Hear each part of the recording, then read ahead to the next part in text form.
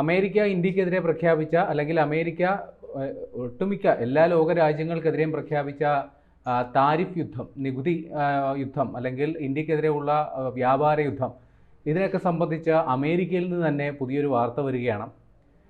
Trump അദ്ദേഹത്തിൻ്റെ സവിശേഷ അധികാരം ഉപയോഗിച്ച്, കൃത്യമായി പറഞ്ഞാൽ ഈ അടിയന്തര സാഹചര്യം നേരിടാനായിട്ട് അടിയന്തരാവസ്ഥ പ്രഖ്യാപിക്കുമല്ലോ. അപ്പോൾ ഇത്തരത്തിൽ ഒരു അടിയന്തര സാഹചര്യം മുൻനിർത്തി പ്രഖ്യാപിച്ച നികുതി അതെല്ലാം നിയമവിരുദ്ധമാണ്, അതെല്ലാം അത്തരത്തിൽ ഉത്തരവുകൾ പുറപ്പെടുവിക്കാനുള്ള അധികാരം പ്രസിഡന്റ് അതായത് ട്രംപിനില്ല എന്നാണ് അമേരിക്കൻ ഫെഡറൽ കോടതിയുടെ വിധി. അതായത് ഇപ്പോൾ നമ്മുടെ ഫെഡറൽ കോടതി എന്താണെന്ന് നമുക്ക് മനസ്സിലാകാൻ നമ്മുടെ ഈ ഇന്ത്യയിൽ ഹൈക്കോടതി വിധി എന്നൊക്കെ വേണമെങ്കിൽ നമുക്ക് അതിനെ താരതമ്യം ചെയ്യാം. പക്ഷേ ട്രംപിന് ഇവിടെ ഒരു ആശ്വാസമുണ്ട്. നേരത്തെ ഒരു ആർബിട്രേഷൻ കോടതി ഉണ്ടായിരുന്നു, ഒരു ഫെഡറൽ കോടതി, അതായത് ഈ വ്യാപാരം സംബന്ധിച്ചുള്ള കേസുകൾ നോക്കുന്ന ഒരു കീഴ്ക്കോടതി ഉണ്ടായിരുന്നു. ആ കീഴ്ക്കോടതിയിൽ ഒരു നിർണായക വിധി വന്നിരുന്നു.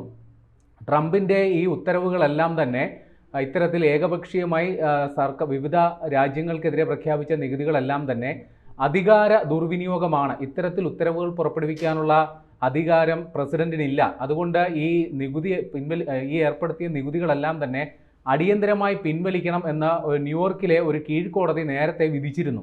പക്ഷേ ഈ ഉത്തരവ് അതിനെ സംബന്ധിച്ച് നിലപാട് പറയാൻ ഈ നിലവിൽ വിധി പുറപ്പെടുവിച്ച ഫെഡറൽ കോടതി തയ്യാറായിട്ടില്ല. അക്കാര്യം അമേരിക്കയിലെ സുപ്രീം കോടതി തീരുമാനിച്ചോട്ടെ എന്നാണ് ഫെഡറൽ കോടതിയുടെ നിലപാട്.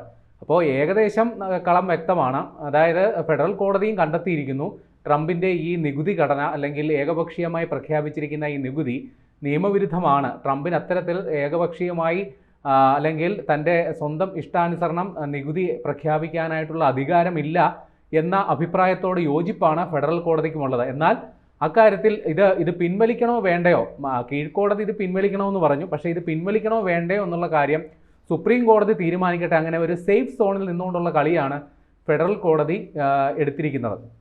നമുക്കറിയാം, ഈ ട്രംപ് എന്ന് പറഞ്ഞു കഴിഞ്ഞാൽ അവിടുത്തെ സുപ്രീം കോടതി ജഡ്ജിനെ വരെ സ്വാധീനിക്കാൻ ശക്തിയുള്ള ഒരു അധികാര കേന്ദ്രമാണ്. അവിടുത്തെ റിസർവ് ബാങ്ക്, അതായത് അവിടുത്തെ കേന്ദ്ര ബാങ്ക്, അതിൻ്റെ അധികാരികളെ നിയന്ത്രിക്കാൻ കച്ചകെട്ടി ഇറങ്ങുന്ന ആളാണ്. അപ്പോൾ സുപ്രീം കോടതിയിൽ ഈ കേസ് വന്നാൽ എന്തായിരിക്കും അവിടുത്തെ സ്ഥിതി, അവിടുത്തെ അവസ്ഥ എന്നുള്ളത് നമുക്ക് ഊഹിക്കാവുന്നതേ ഉള്ളൂ. കാരണം അമേരിക്കയിൽ ഈ കോടതിയിലെ ജഡ്ജിമാരുടെ പാനലിനെ പോലും നിശ്ചയിക്കുന്നത് അവിടുത്തെ ഭരണകക്ഷി രാഷ്ട്രീയ പാർട്ടിയുടെ നോമിനികൾ എന്ന നിലയിൽ തന്നെയാണ്. റിപ്പബ്ലിക്കൻ പാർട്ടിയുടെ നോമിനികളായിട്ടുള്ളവരായിരിക്കും ഭൂരിപക്ഷമുള്ളത്. അപ്പോൾ ഇത് ഒരു സിംഗിൾ ബെഞ്ച് ആയിരിക്കില്ല തീരുമാനിക്കുന്നത്. ഇപ്പോൾ തന്നെ ഈ ഫെഡറൽ കോടതി 7-4 എന്ന നിലയിലാണ് ഈ വിധി പുറപ്പെടുവിച്ചത്. അതായത് 7 പേർ ഈ ട്രംപിൻ്റെ ഉത്തരവ് നിയമവിരുദ്ധമാണെന്ന് കണ്ടെത്തി, 4 പേർ അതിനെ എതിർത്തു. അങ്ങനെ 7-4 എന്ന രീതിയിലാണ് ഈ ഫെഡറൽ കോടതി ഈ ഉത്തരവ് ഇറക്കിയിരിക്കുന്നത്. എന്നാൽ സുപ്രീം കോടതിയിൽ ഇതായിരിക്കില്ല സ്ഥിതി എന്നുള്ളത് നമുക്ക് ഏകദേശം വ്യക്തമാണ്. കാരണം ട്രംപിൻ്റെ ഇഷ്ട പട്ടികയിലുള്ളവരാണ് അവിടുത്തെ സുപ്രീം കോടതിയിലുള്ളത്. അതുകൊണ്ട് തന്നെ ഇത് ട്രംപിൻ്റെ ഉത്തരവ് നടപ്പാക്കാൻ തന്നെയാണ് സാധ്യത. ഈ കോടതി ഉത്തരവ് വന്നതിന് ശേഷം ട്രംപിൻ്റെ പ്രതികരണവും അങ്ങനെ തന്നെയാണ്. ഇത്തരത്തിൽ ഈ കോടതിയുടെ ഉത്തരവ് നടപ്പായാൽ അത് നമ്മുടെ രാജ്യത്തിന് അത്യന്തം അപകടകരമായിരിക്കും. രാജ്യത്തിൻ്റെ സമ്പത്ത് വല്ലാതെ ചൂഷണം ചെയ്യപ്പെടും, സമ്പത്ത് മറ്റ് രാജ്യങ്ങൾ കവർന്നുകൊണ്ടു പോകും എന്നുള്ള ഒരു പ്രതികരണമാണ്. ഇപ്പോൾ ട്രംപിൻ്റെ ആദ്യ പ്രതികരണം തന്നെ ഇതാണ് സൂചിപ്പിക്കുന്നത്. അതായത് ഈ കോടതി ഉത്തരവ് അത് തനിക്ക് മറികടക്കാനാകും, സുപ്രീം കോടതിയിൽ തനിക്ക് അനുകൂലമായ നിലപാടുണ്ടാകും എന്നുള്ള ഉറച്ച വിശ്വാസം ആണ് അദ്ദേഹത്തിനുള്ളത്. നമുക്കറിയാം, കഴിഞ്ഞ ജനുവരിയിലാണ് അദ്ദേഹം അമേരിക്കൻ പ്രസിഡന്റിൻ്റെ പദവിയിലെത്തിയത്. അമേരിക്കയിൽ പ്രസിഡന്റുമാർക്ക് സവിശേഷ അധികാരമുണ്ട്. അതായത് ഈ ശീതയുദ്ധകാലത്ത് ഉണ്ടാക്കിയ ഒരു നിയമമാണ്, 1977 പാസ്സാക്കപ്പെട്ട ഒരു നിയമം അനുസരിച്ച് ഏതെങ്കിലും തരത്തിൽ ഒരു അടിയന്തര സാഹചര്യം ഉണ്ടായാൽ, അതായത് രാജ്യം ഗുരുതരമായ ഒരു പ്രതിസന്ധി നേരിടുന്ന ഘട്ടത്തിൽ പ്രസിഡന്റിന് സവിശേഷ ഉത്തരവുകൾ ഇറക്കാനായിട്ടുള്ള ഒരു അവകാശം നൽകുന്ന ഒരു നിയമമാണ് 1977 പാസ്സാക്കിയത്. എന്നാൽ ഈ ഒരു അധികാരം ഉപയോഗിച്ചുകൊണ്ട് ഏതെങ്കിലും തരത്തിൽ ഒരു നികുതി പ്രഖ്യാപനമോ അല്ലെങ്കിൽ ചുങ്കമോ താരിഫ് അത് പ്രഖ്യാപിക്കാനുള്ള അധികാരം ഇപ്പോഴും കോൺഗ്രസിനാണ്. കോൺഗ്രസ് എന്ന് പറഞ്ഞാൽ അവിടുത്തെ പാർലമെന്റിനാണ്. അതിനെ മറികടക്കാൻ പ്രസിഡന്റിന് അധികാരമില്ല എന്നുള്ളതാണ് ആ നിയമത്തിൽ പറയുന്നത്. ഇത് ചൂണ്ടിക്കാട്ടിയാണ് ട്രംപിൻ്റെ ഈ ഉത്തരവുകൾക്കെതിരെ പലരും കോടതിയെ സമീപിച്ചത്.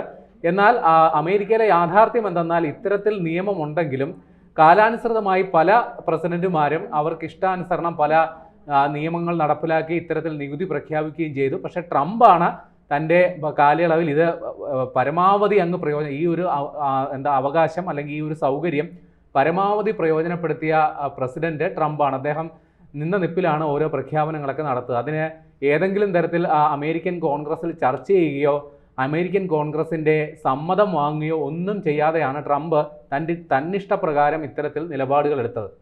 അദ്ദേഹം ജനുവരിയിലാണ് രണ്ടാമതും അധികാരത്തിൽ വന്നത്. അതിനുശേഷം ഫെബ്രുവരിയിൽ അദ്ദേഹം ചില രാജ്യങ്ങൾക്കെതിരെ കാനഡ, മെക്സിക്കോ, അതേപോലെ ചൈന ഈ രാജ്യങ്ങൾക്കെതിരെ അദ്ദേഹം ഒരു പിഴ നികുതി ഏർപ്പെടുത്തി. അതിൻ്റെ കാരണമായിട്ട് പറഞ്ഞത് ഈ 3 രാജ്യങ്ങളിൽ നിന്നും അമേരിക്കയിലേക്ക് അനധികൃത കുടിയേറ്റക്കാർ വരുന്നു, അവിടെ നിന്ന് മയക്കുമരുന്ന് വരുന്നു എന്ന ന്യായം പറഞ്ഞിട്ടാണ് അവർക്ക് ഒരു പിഴ എന്ന തരത്തിൽ ചുങ്കം ചുമത്തിയത്.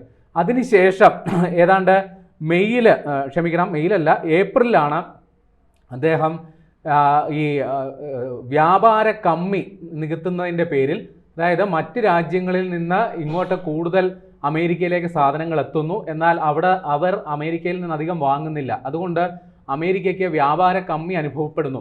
അപ്പോൾ ഇത്തരം രാജ്യങ്ങൾക്കെതിരെ 50% വരെ, ചില രാജ്യങ്ങളെ അടിസ്ഥാന നികുതിയായ 10 തുടങ്ങി 50% വരെ നികുതി പ്രഖ്യാപിക്കും എന്നുള്ള ഒരു നിലപാട് അദ്ദേഹം എടുത്തത്.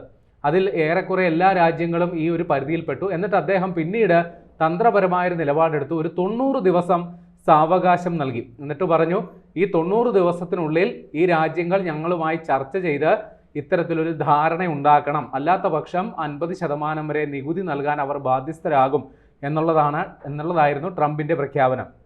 ഇതനുസരിച്ച് പല രാജ്യങ്ങളും അമേരിക്കയുമായി പലതരത്തിലുള്ള ചർച്ചകൾ നടത്തി, ചില വിട്ടുവീഴ്ചകളൊക്കെ ചെയ്തു. അങ്ങനെ പല രാജ്യങ്ങളും ഇത്തരത്തിൽ അമേരിക്കയുമായിട്ട് ധാരണയുണ്ടാക്കി, വ്യാപാര കരാറിലെത്തി. ഉദാഹരണമായി പറഞ്ഞാൽ ജപ്പാൻ, യൂറോപ്യൻ യൂണിയൻ തുടങ്ങിയ, അതേപോലെ UK, ഇവരൊക്കെ അമേരിക്കയുമായിട്ട് ധാരണയെത്തി. എന്നാൽ ഇന്ത്യ, ബ്രസീൽ പോലുള്ള ചില രാജ്യങ്ങൾക്കെല്ലാം തന്നെ ട്രംപിൻ്റെ ഈ അമിതമായ നികുതി ദാഹത്തിൻ്റെ ഇരകളാകേണ്ടി വന്നു എന്നുള്ളതാണ് വാസ്തവം. ഇപ്പോഴും ഇത്തരത്തിൽ ചർച്ചകൾ നടക്കുന്നു. അത് ഏത് തരത്തിൽ അത് ഫലവത്താകും എന്നുള്ള കാര്യത്തിൽ നമുക്ക് ആശങ്കയുണ്ട്. ചില രാജ്യങ്ങൾക്ക്, അതായത് ഈ 10% താരിഫ്, അത് നേരത്തെ 2%, 3% ഒക്കെ നികുതി വാങ്ങിക്കൊണ്ടിരുന്ന രാജ്യങ്ങൾക്കാണ് 10% ബേസ് ലൈൻ. അതിൽപ്പെട്ട ഏതാനും കുറച്ച് രാജ്യങ്ങളുണ്ട്. ബാക്കി ഒരുവിധപ്പെട്ട എല്ലാ രാജ്യങ്ങൾക്കും ഏതാണ്ട് 50%-നടുത്ത്.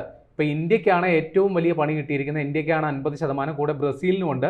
എന്നാൽ മറ്റ് ചില രാജ്യങ്ങൾക്ക് 30%, 20% തുടങ്ങിയ നികുതി ഘടനകളിലൊക്കെയാണ് ഇദ്ദേഹം പെട്ടിരിക്കുന്നത്. അപ്പോൾ നിലവിൽ അമേരിക്കയിലെ കോടതി ഇക്കാര്യത്തിൽ അവരുടെ നിലപാട് അറിയിച്ചിട്ടുണ്ട്. ഇത് ട്രംപിൻ്റെ ഏകപക്ഷീയമായ തീരുമാനമാണ്. ഇത്തരത്തിൽ നികുതി പ്രഖ്യാപിക്കാനുള്ള സവിശേഷ അധികാരം കോൺഗ്രസിന് മാത്രമാണ്, അതായത് അവിടുത്തെ പാർലമെൻറ്റിന് മാത്രമാണ്.